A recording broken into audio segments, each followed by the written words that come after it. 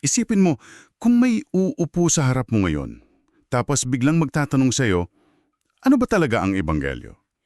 Nako, mahirap yan. 'Di ba? Kaya mo ba itong ipaliwanag sa loob ng 2 minuto ng may linaw, lalim, at walang gasgas na clichés? Kasi kung nakaramdam ka ng kaba sa tanong na ito para sa sarili mo, o kaya biglang umurong ang dila mo habang iniisip ang isasagot, huwag kang mag-alala. Madalas talaga mangyari yan sa marami. May mga konseptong napakapamilyar sa atin kasi lumaki tayo na palagi itong naririnig eh. Totoo. Akala natin ay naiintindihan natin ito ng buong buo hanggang sa hingin sa atin na ibalangkas ito ng malinaw. Doon natin nakikita na ang alam lang pala natin ay mga pira-pirasong ideya, hindi yung mismong buong larawan. At yan mismo ang dahilan kung bakit tayo nandito ngayon. Sa ating malalimang pagtatalakay sa araw na ito, ang misyon natin ay buksan at suriin ang mga tala mula sa dokumentong Understanding the Gospel Clearly. Napakagandang dokumento niyan. Oo, grabe yung lalim niya.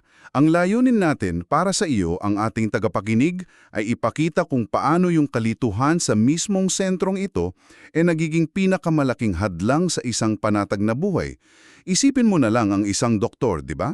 Mm. Hindi siya pwedeng pumasok sa operating room nang hindi kabisado ang bawat ugat at buto sa anatomiya ng pasyente niya.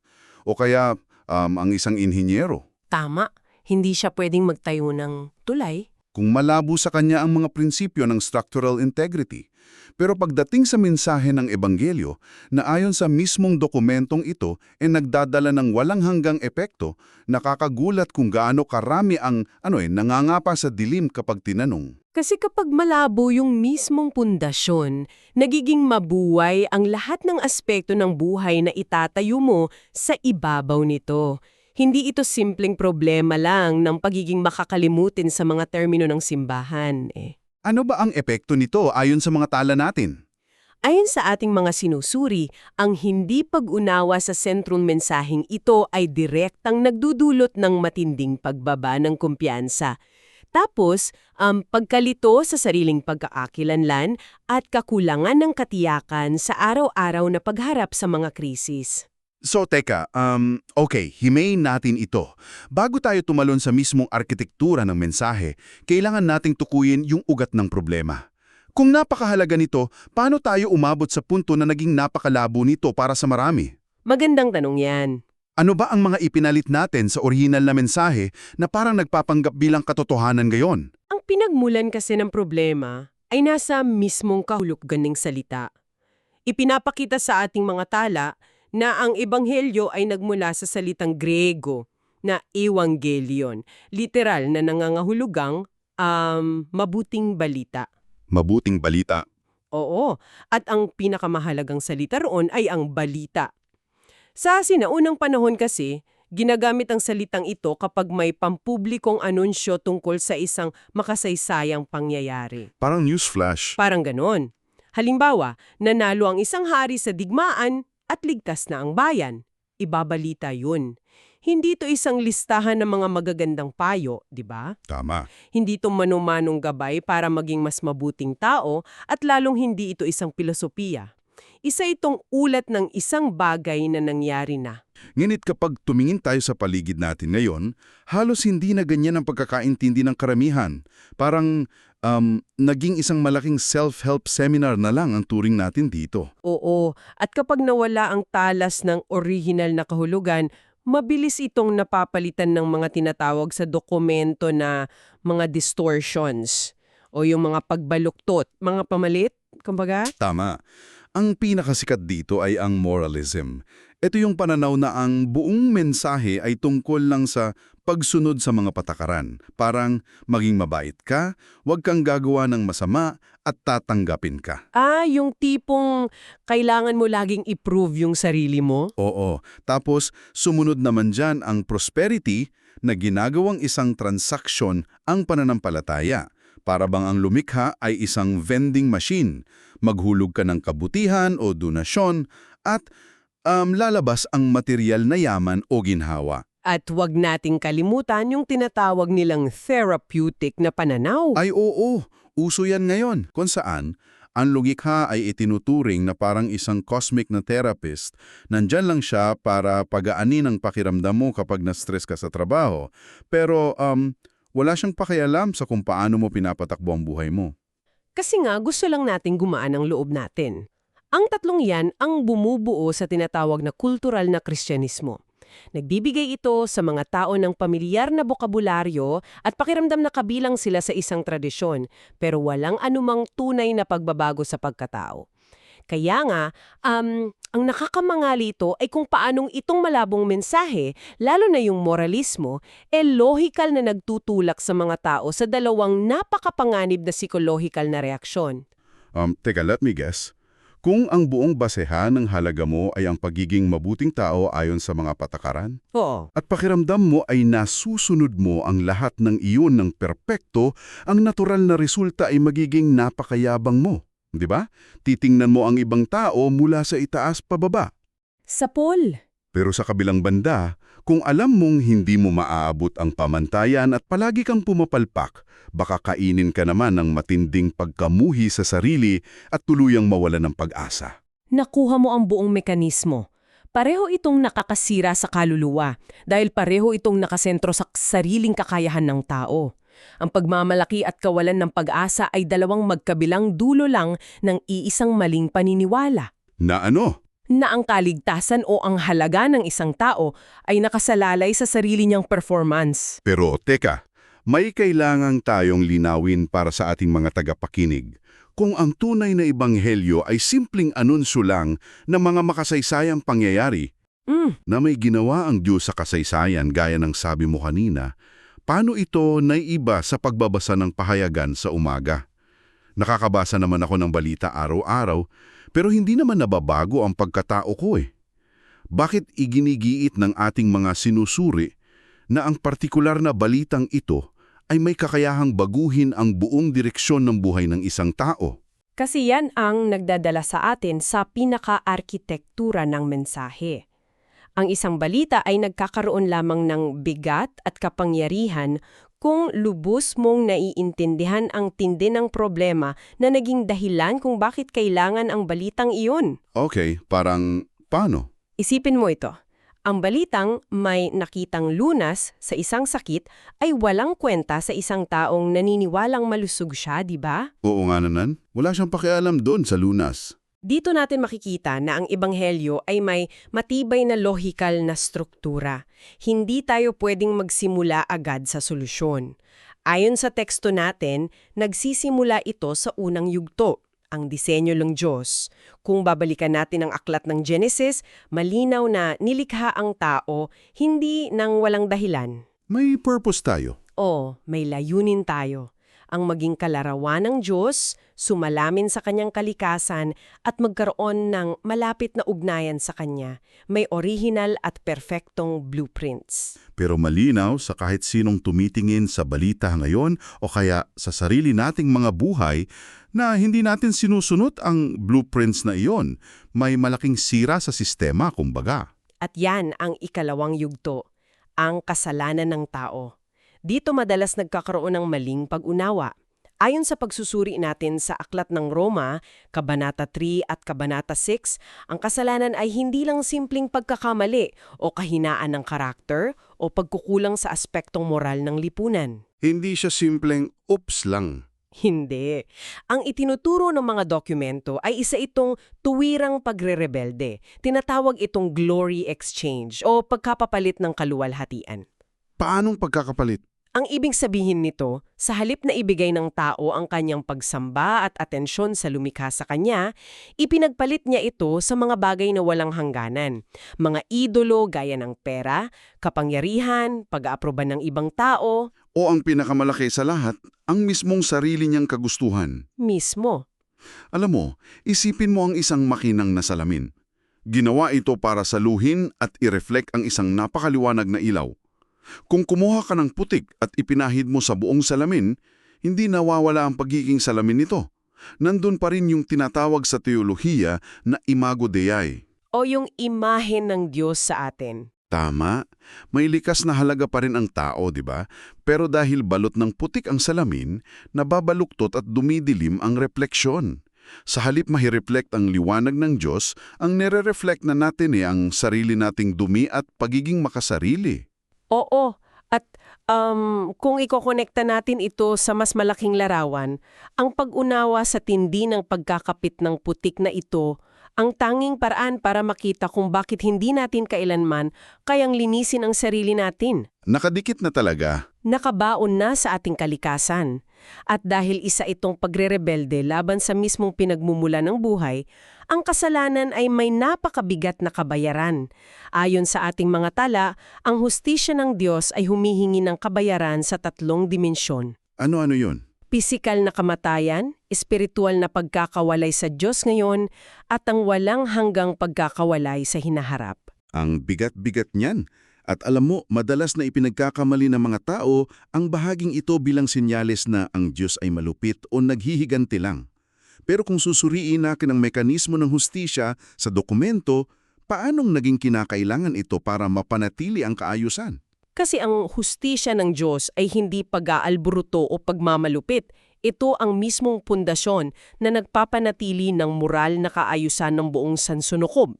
Parang batas? Oo, isipin mo kung ang kasamaan, pang-aabuso at pagrebelde ay palalampasin lang ng walang kaukulang parusa, mawawala ng kahulugan ng salitang kabutihan.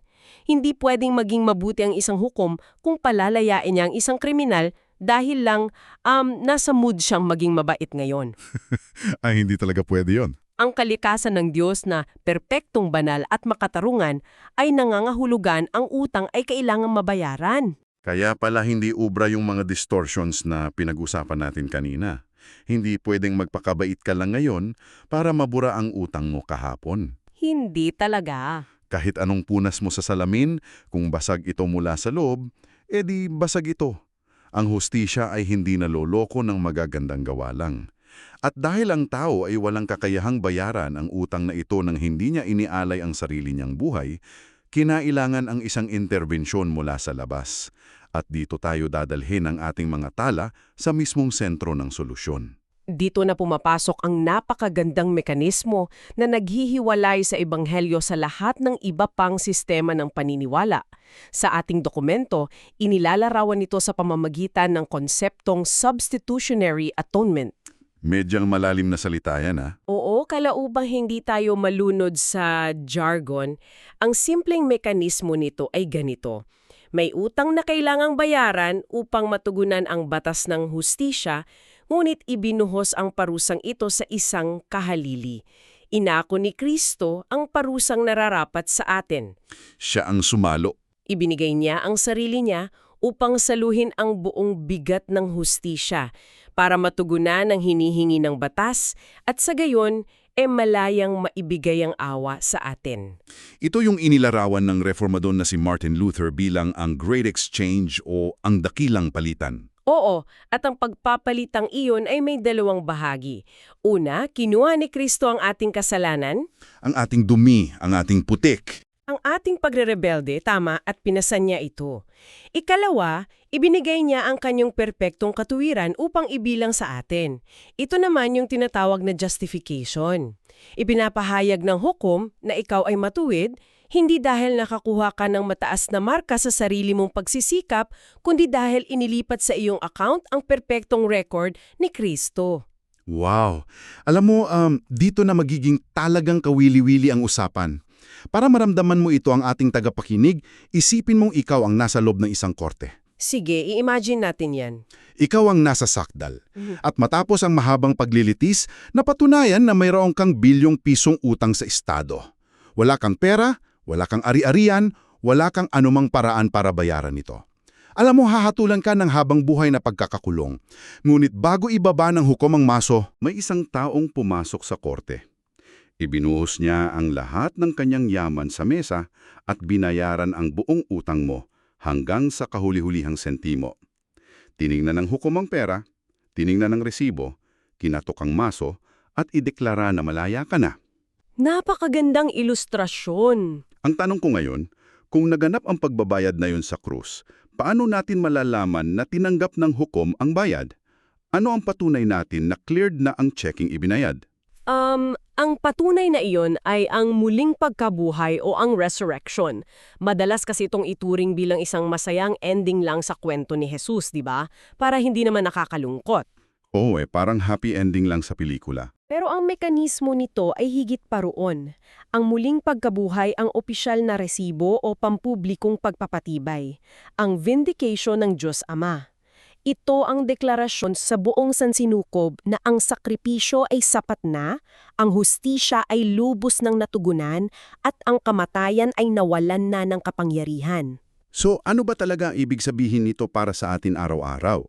Kung ang kaso ay tapos na, kung ang utang ay binayaran na, at may hawak na tayong resibo, bakit ang dami pa ring mga tao, kahit yung mga nasa loob ng simbahan, na pakiramdam nakakulong pa rin sila?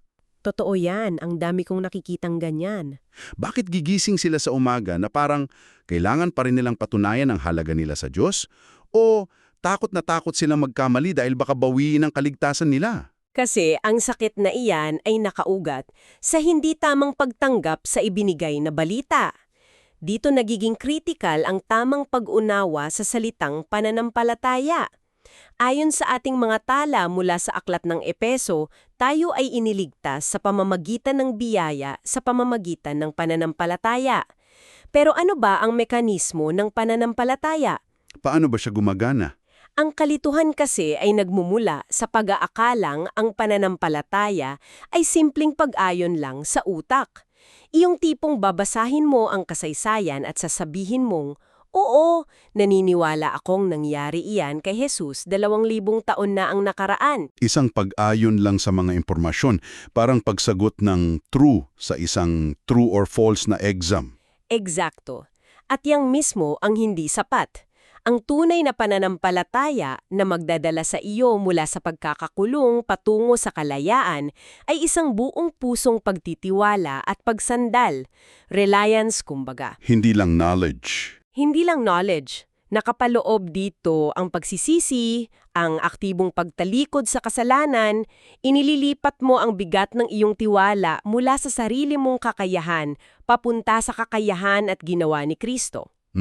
Isipin mo ang isang manlalakad sa alambre o tightrope walker na tumatawid sa pagitan ng dalawang matataas na gusali. Delikado yan Nakakatakot talaga. Pwede mong pag-aralan buong araw kung paano gumagana ang kagamitang pangkaligtasan o safety harness niya. Pwede mong kwentahin ang lakas ng materialis nito at sumang-ayon sa isip mo na matibay nga ito at kaya nitong saluhin ang bigat ko. Pero hanggang doon lang yon. Pero ang pag-alam na iyon ay hindi pananampalataya. Ang pananampalataya ay ang mismong sandali na ihahakbang mo ang paa mo sa manipis na alambre habang ibinibigay mo ang buong bigat at buhay mo sa harness na iyon. Hindi mo pinag-aaralan yung harness, isinusuko mo ang kaligtasan mo rito. Kaya, naghaharap ito ng isang mahalagang katanungan para sa iyo, ang aming tagapakinig. Ang dokumento natin ay naglalatag ng isang napakabigat na hamon. Ikaw ba ay may alam lang sa bokabularyo ng kaligtasan o inihakbang mo na talaga ang bigat ng iyong buhay at kinabukasan sa harness ng katuwiran ni Kristo? Ang ganda nun. Dahil kapag inihakbang mo na ito, doon nangyayari ang tinatawag nating katiyakan o assurance. Ang katiyakang ito ay nagmumula sa isang objective reality, ang panlabas at pangkasaysayang katotohanan ng ginawa ni Kristo. Hindi ito nakabase sa subjective feelings o pabago-bagong emosyon mo araw-araw. Kasi kung feelings lang, naku, paiba-iba tayo araw-araw. Totoo. Kung ang kaligtasan mo ay nakadepende sa kung gaano kakabait ngayon, di natural na mawawalan ka ng katiyakan kapag pumalya ka bukas. Pero kung nakadepende ito sa bayad na ibinigay at tinanggap na sa korte, hindi na ito mababago ng anumang emosyon mo. At iyon ang nagdadala sa atin sa huling bahagi ng ating sinusuri. Kung ang utang ay bayad na at ligtas na tayo, ano ang pipigil sa atin na gumawa ng kahit anong masama na gusto natin? Dito na madalas atakehin ng mensaheng ito ng mga kritiko, di ba? Oo, palagi nilang binabato yan. Sinasabi nila na kung libre ang kaligtasan, magiging tamad sa paggawa ng mabuti ang mga tao. Pero ipinapakita ng mga tala natin na ang kabaligtaran ng totoong nangyari. Paano ba gumagana ang mekanismo ng pagbabago? O ang tinatawag na sanctification? Gumagana ito sa pamamagitan ng tinatawag na pag-iisa kay Kristo o union with Christ. Ang banal na espiritu ang nagpapabago sa puso ng tao. Ang malaking pagbabago rito ay ang motibasyon natin eh. Motivasyon. Paano? Bago mo maintindihan ang ebanghelyo, ang pagsunod mo sa Diyos ay nakabase sa takot at obligasyon. Sumusunod ka para tanggapin ka niya. Pero pagkatapos mong maintindihan na binayaran na ang napakalaking utang mo, ang pagsunod mo ay nagiging bunga ng matinding pasasalamat. Sumusunod ka dahil tinanggap ka na. Malaking kaibahan nga naman yun. Ang pagsunod na nagmumula sa pag-ibig ay mas matibay at mas nakakapagpabago kaysa sa pagsunod na nagmula sa takot lang. Ipinapakita ito sa mga historical na kwento sa ating mga tala. Tulad ng kwento ni John Newton, Oo, si John Newton. hindi lang siya basta masamang tao. Isa siyang malupit na kapitan ng barko na aktive na nakikibahagi sa kalakalan ng mga alipin. Trinato niya ang mga kapwa niyang tao bilang mga produkto. Napakasama ng ginawa niya. Pero nang lubusan niyang maunawaan ang bigat ng kanyang sariling kasalanan at ang laki ng biyayang ibinigay sa kanya, nawasak ang kanyang dating pananaw sa mundo. Ang pag-unawang ito ang mismong mekanismo na nagtulak sa kanya na isulat ang sikat na awit na Amazing Grace. At kalaunan, naging isang malakas na boses sa pagbuwag ng kalakalan ng alipin sa England. At totoo rin iyan kay Corrie ten Boom. Alam mo ba yung kwento niya? Isa siya sa mga nakaligtas sa concentration camp, di ba? Oo, isa siyang nakaligtas sa malupit na concentration camp noong World War II kung saan namatay ang mismong kapatid niya. Matapos ang digmaan, may isang pagkakataon na nakaharap niya ang isa sa mga gwardiya na nagpahirap sa kanila noon. Tapos humihingi ito ng tawad sa kanya. Grabe. Paano mo papatawarin yun? 'Di ba? Sa sarili niyang lakas, inamin niyang hindi niya kayang magpatawad. Ang pagpapatawad na iyon ay imposible para sa emosyon ng isang tao lang. Ngunit nang alalahanin niya ang objective reality, na siya man ay may napakalaking utang sa Diyos na pinatawad ng buo, nahanap niya ang kakayahang iabot ang kanyang kamay at patawarin ang gwardyang iyon. Wow. Kapag naintindihan mo kasi ang lalim ng utang mong binayaran sa krus, imposibleng hindi maapektuhan kung paano mo tinitingnan ang mga nagkakasala sa iyo ngayon. Napakabigat na mga aplikasyong iyan. Para ibuod ang lahat ng pinag-usapan natin mula sa arkitektura ng ating mga tala, ang ebanghelyo ay hindi lamang pintuan papasok sa pananampalataya na kapag nakapasok ka na ay iiwanan mo na para maghanap ng mas malalim na kaalaman. Hindi siya ganon. Ito ang mismong hangin na hinihinga natin. Ito ang lente na nagpapabago sa kung paano natin tinitingnan ang lahat ng bagay. Tingnan mo na lang ang iyong mga tagumpay sa buhay, ang talino mo, ang trabaho mo, ang yaman mo. Dahil sa lente ng mensaheng ito, alam mong wala kang dapat ipagmalaki dahil lahat ng ito ay biyaya lamang, hindi mo niligtas ang sarili mo. Tingnan mo naman ang iyong mga kabiguan at pagkakamali. Walang datat ikahiya nang labis na hahantong sa kawalan ng pag-asa dahil ikaw ay buong-buong tinanggap, hindi dahil sa iyong galing, kundi dahil sa perpektong record ni Kristo na ibinilang sayo. Napakaganda nun. Ang kalinawan sa mekanismong ito ay nag-aalis sa atin mula sa pagiging mga nag-aalalang tagamasid lamang patungo sa pagiging mga taong nabubuhay ng may tapang at kagalakan. Iyan ang nagpapalaya sa atin mula sa nakakapagod na treadmill ng kultural na pamantayan. Naglalagay ito sa bawat tao sa isang matibay na pundasyon na hindi nayayanig ng anumang opinyon ng lipunan o kahit ng sarili nating mga pagdududa. Bago tayo magtapos, iiwanan kita, ang aming tagapakinig, ng isang kaisipan na huhubog sa iyong sariling pagninilay-nilay. Balikan natin ang lahat ng bigat at takot na dala-dala mo araw-araw. Kung sinasabi ng Ebanghelyo na ang pinakamalaking kalaban ng sangkatauhan, ang kamatayan, ang hatol ng hustisya at ang walang hanggang pagkawalay sa lumikha, ay tinalo na sa krus. At na ang iyong sariling pagkabuhay na muli ay garantisado na bilang resibo ng tagumpay na iyon, paano dapat mabago nito ang pagtingin mo sa mga kinatatakutan mo ngayon? Oo nga naman. Kung ang pinakamalaking laban sa kabilang buhay ay naipanalo na para sa iyo, marahil ang mga pang-araw-araw mong takot, Ang kabalisahan sa trabaho, ang takot sa pagtanda, ang takot sa sasabihin ng iba, o ang pagkabigong maabot ang iyong mga pangarap ay mga anino na lamang ng isang kalabang matagal nang natalo. Wala na siyang ngipin, kumbaga. Tama. Kung wala ka nang dapat patunayan sa pinakamataas na hukom, bakit mo pa pinapagod ang sarili mo sa pagpapatunay ng halaga mo sa mga taong nasa paligid mo? Maraming salamat sa pagsama sa aming pagtatalakay. Hinihikayat ka namin na patuloy na gamitin ang natutunang araw-araw na lente ng Ebanghelyo sa pagbabasa ng iyong mga pinagkukulang ng aral at higit sa lahat sa pag-navigate ng sarili mong buhay. Pag-isipan mo ito hanggang sa muli nating malalimang pagtalakay.